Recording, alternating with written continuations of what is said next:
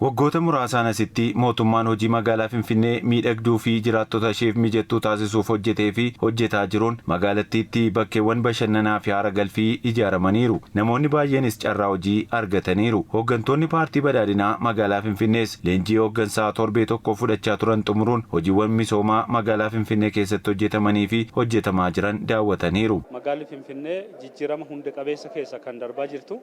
Jijjiiramni kun dameen hin tuqne jiru. Qabxii tokko kan yeroo hundumaa yaada keessa galchuu qabnu misoomni magaalaa Finfinnee jalqabni isaas xumurri isaas faayidaa uummataati. Magaalaa Finfinnee keessatti kan dhufe jijjiirama guddaadha. Amma garuu jijjiirama kana booda naannoo lageeni sana qulqullaa'ee daawwannaaf tuurizimiif kan ooledha. Baay'ee kan namatti tolu. Hojii boonsaatu hojjetame jechuudha. Leenjiin kennames humna argattee uummata tajaajilu. Leenjii sanarraa kaatee immoo wanni hojjetamu qabatamaadhaan uummata faayidaa jiramu hin jiru sajau qabatamaan ilaalaa jirra. Hooggantoonni kunneen giddugala tajaajila bakka tokko Addis Masoob, Godambaa saayinsii, manneen waliin jireenyaa, giddugala gabaa laaftoo fi misooma qarqara lageenii, hospitaala yaadannoo Zawuditu akkasumas paarkii Araadaa daawwachuudhaan hojiin hojjetamee cichoominaan yoo hojjenne wanti nuti jijjiiruu hin dandeenye akka hin jirre nutti mul'iseera jedhaniiru. Zawuditu hospitaalli haadholii hedduun rakkoo baay'eedhaan kan goddamaa turani amma akkasitti jijjiiramee hojjetamee qulqullinni isaa haalli isaa hundumtuu agalgiloota achi keessatti kennamu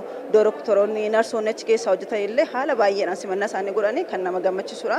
Saayinsii muuzeemii gaafa laallu bakka itti yaadni sammuu namaa keessa jiruu fi ilaalamni yaadamni sammuu namaa keessa jiru achitti walitti dhufee walitti kurfaa'ee gara dirreetti deeme qonna irratti, indaastirii irratti, tuurizimii irratti waan hundarratti teekinooloojii irratti IT irratti kan hojiitti hiikamu.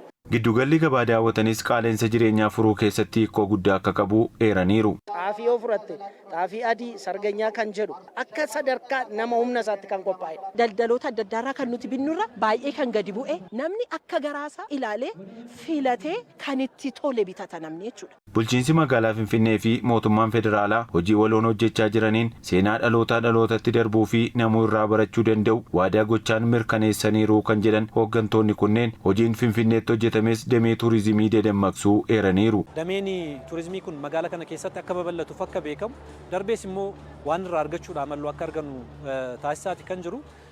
Keessattuu immoo misoomni kooriidarii magaalli Finfinnee gaggeessite iddoowwan ga'umsa tuuristii dabaluu qofa doon taane akka waliigalaatti magaalattiin iddoo ga'umsa tuuristii akka taatu gochuu keessatti gaheen inni taphate baay'ee olaanaadha.